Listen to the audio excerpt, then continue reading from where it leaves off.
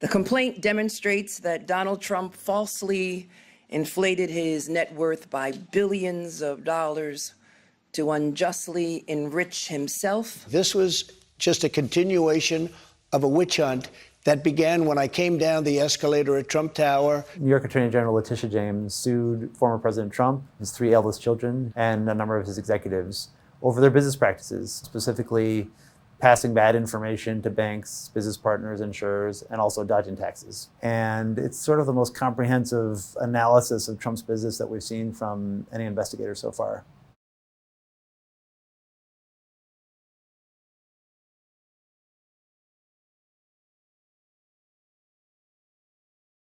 A central theme here is that Trump has, for a long time, distributed statements of personal financial condition. We have a disclaimer right on the front. It basically says to an institution, you're going to loan money, you have to go out and make sure that, you get your own appraisers, your own lawyers. When Michael Cohen, his former attorney, testified in front of Congress in 2019, Cohen says that the information in there was wrong, that Trump knew it was wrong. To your knowledge, did the president ever provide inflated assets to an insurance company?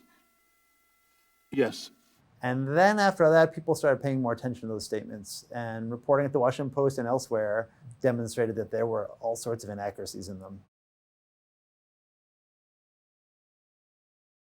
What's at risk here for Trump and his family are, the AG has asked that they not be allowed to run the company any longer. She's asked that the company not be allowed to acquire any properties for 5 years, or to take any loans from banks for 5 years. If she were to get all of those things, or a lot of them, it's hard to picture how the company could function, at least in New York State.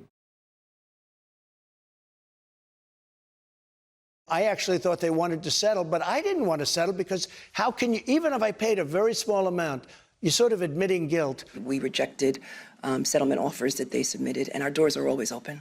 I would be surprised if she were to take some sort of a settlement that didn't meaningfully impact Trump's ability to do business in the state of New York. I don't think it's debatable that Donald Trump and his executives were passing inaccurate information and knowingly doing that to business partners, banks, et cetera. Now, they've argued in court, their attorneys have argued in court at certain times, listen, this is kind of how business works. For every investigator of his, that's always been a difficult part of this, is connecting any allegations to him personally. I'll sort of believe it when I see it in terms of him personally getting in real trouble.